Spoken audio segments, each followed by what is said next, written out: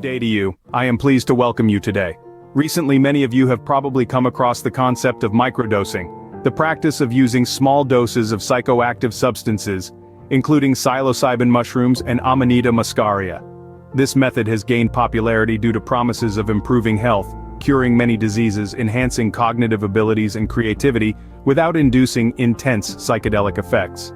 Many of you are probably aware that the trend of using Amanita muscaria was initiated in the 1960s by CIA employee Gordon Wasson, who wrote a book titled Soma, The Divine Mushroom of Immortality, in which he claimed that the Amanita muscaria mushroom species influences spiritual development and consciousness. But was it really about spiritual development and consciousness? Considering that the book was funded by the CIA responsible for the MK Ultra project, whose main goal was mind control, could the promotion of Amanita substances have been about taking over your consciousness?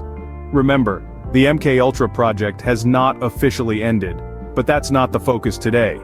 Today, we will examine the abundance of stores offering endless amounts of Amanita and question whether what internet pseudo-shamans and their assistants offer is truly Amanita, and whether their promises of health improvement on many levels are not just made up. You have surely been in the forest before. There are countless mushrooms growing there. Whether you have picked porcini mushrooms, chanterelles, or Amanita muscaria, you know that mushrooms need to be cleaned and properly preserved. One method is drying, which allows us to preserve their properties for longer. Now imagine this. A fully grown fly agaric mushroom weighs about 100 grams, including the cap and stem. Let's say you have collected 10 kilograms of fresh fly agaric mushrooms, which means around 100 large mushrooms. If you only keep the caps, you will have about 8 kilograms left. In the drying process, the weight of these 8 kilograms will reduce by approximately 90%, leaving you with 800 grams of dried mushrooms. Why does the Amanita need to be collected in the wild and cannot be commercially cultivated? Although the Amanita muscaria grows naturally all over the world, cultivating it at home or in a garden is not possible. Some sellers offer Amanita spores for sale. However, buying them is a waste of money because there is no proven method to grow mushrooms from them. The Amanita has a mycorrhizal, symbiotic relationship with trees.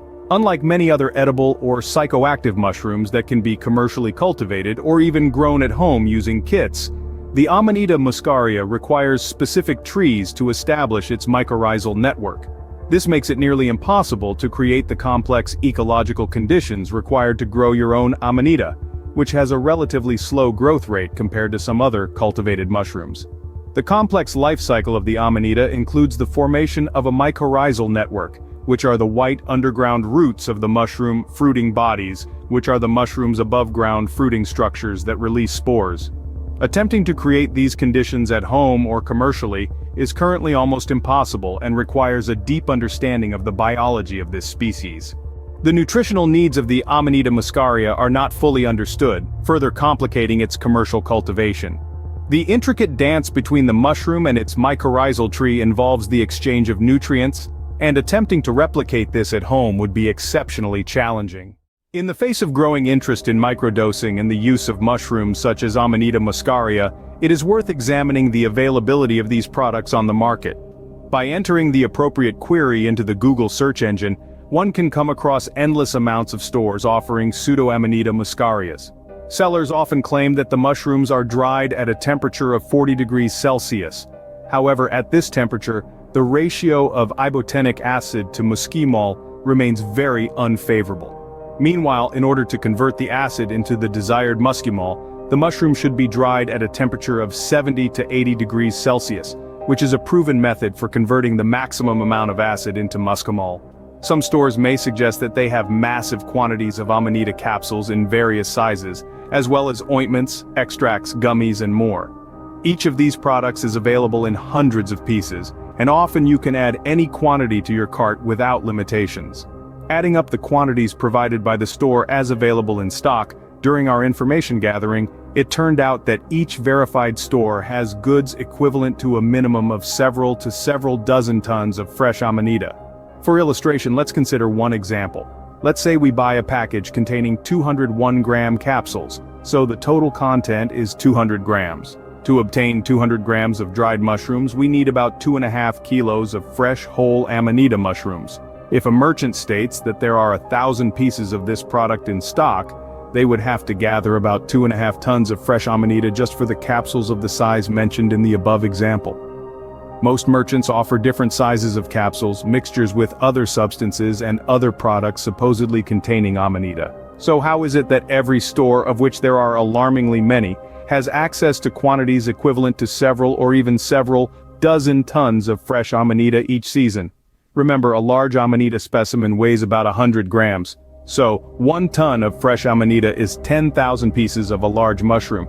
There are even stores that promise the possibility of delivering several hundred kilograms of dried mushrooms monthly. Remember that Amanita is only collected during a short period each year, so offering several hundred kilograms every month is illogical. Doesn't this seem suspicious to you? Where does such a huge quantity of mushrooms come from? Are all the products offered truly authentic and from safe sources? Or are we dealing with an attempt to mislead consumers by offering products that do not meet expectations or are simply logistically impossible? What is so wonderful about the Amanita muscaria mushroom, also known as the fly agaric? This mysterious mushroom contains ingredients that have fascinated people for centuries: ibotenic acid and muscimol. Both are highly toxic. The toxicity comes from their neurotoxic effects, meaning they can have a harmful impact on the nervous system. Consuming ibotenic acid can lead to various symptoms such as nausea and vomiting, dizziness, disorientation, hallucinations, coordination problems, and in extreme cases, it can cause coma or even death. The first of the Amanita muscaria's components, ibotenic acid, is a psychoactive compound that can induce hallucinogenic effects. The second, muscimol, acts as an agonist for GABA receptors in the brain, which can lead to states of relaxation and euphoria. Interestingly, both of these compounds can be synthetically obtained. Although a complex process, it opens up many possibilities for fraudsters. It requires precise heating of ibotenic acid to transform it into muscimol, followed by thorough purification and verification of the product using advanced analytical techniques. In medicine, there are drugs that work on similar principles to muscimol and ibotenic acid, such as the Amanita muscaria we are discussing. Chlorzoxazone, used as a muscle relaxant, acts centrally, helping to reduce muscle tension. Diclofenac is a popular anti-inflammatory drug that relieves pain and inflammation. Many of these drugs are combined with paracetamol to enhance their analgesic and antipyretic effects. There is even a drug called Muscazon, containing both chlorzoxazone and paracetamol, and Muscol, which contains chloroxazone, diclofenac, and paracetamol. For example, for €120, one can buy 100 grams of chlorzoxazone, or even 500 grams for about $300. As a filler, you can basically use any edible dried mushroom. In the case of pure synthetic muscimol, it is worth noting that this substance is quite expensive. For the sum of €400, one can only purchase 25 milligrams, which is enough for approximately 12 capsules of 2 milligrams, emphasizing the high cost associated with its acquisition and production. Surprising similarities in the effects of substances like chloroxazone and muscol to those induced by the red fly agaric mushroom raise interesting questions about the current state of research and consumer awareness. Some individuals may not realize how closely these synthetic chemical compounds can mimic the natural psychoactive effects of mushrooms. This lack of knowledge can lead to situations where people are unaware of what exactly they are acquiring, whether it is a pure chemical substance or a natural product. Consumers seeking a panacea for health may be sold just chemistry without a clear understanding that the effects may be similar, but not identical to what is expected. Such inaccuracies can have serious implications for the safety and health of users. However, the use of these substances is not without risk. Side effects may include liver problems, gastrointestinal issues, and even the risk of addiction or allergic reactions. This leads us to reflect. Are we truly getting what we assume when purchasing products promising the effects of Amanita muscaria? Is it possible that what some stores offer is not the red fly agaric, but other synthetically derived compounds? Consider whether you are not being misled by promises without substance. As we approach the end of our discussion on Amanita muscaria, I would like to emphasize a few key aspects that we should collectively consider. Firstly, it is important for us to recognize how easy it is to be seduced by tales of the miraculous properties of certain substances such as Amanita muscaria by online pseudo-shamans and their assistants. Fascination and curiosity, though part of our nature, should always be balanced by a responsible approach and awareness of potential consequences. Secondly, We must question the responsibility we bear in promoting or using such substances, especially when it concerns people in our environment, children, parents, friends. We cannot ignore the facts about negative side effects, such as pain, diarrhea, and other unpleasant reactions that may occur. If you have experienced symptoms like chest pain, dizziness, headaches, or seizures while microdosing Amanita muscaria, these could be warning signs requiring attention, especially since such symptoms are more characteristic of the aforementioned chemical substances than of real Amanita, unless it is poorly dried, as known from few studies on the mushroom's effects on the body's physical condition. Finally, facing reality is not easy, but it is necessary.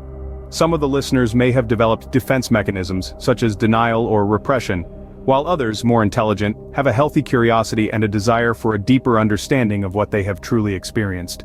We encourage those who have doubts or questions about their experiences with Amanita muscaria to seek knowledge and answers from sources such as internet pseudo-shamans, institutions like the Sanitary Epidemiological Station, chemical laboratories, those capable of conducting proper research. In conclusion, let us remember that in these times our health and safety as well as that of those around us are paramount.